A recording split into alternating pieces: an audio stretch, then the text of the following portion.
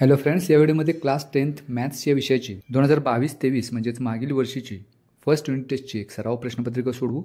ही प्रश्नपत्रिका रयत शिक्षण संस्थेची मागील वर्षीच्या प्रश्नपत्रिकेचं स्वरूप आणि त्यामधले प्रश्न समजावे यासाठी आपण ही प्रश्नपत्रिका सोडवून घेऊ।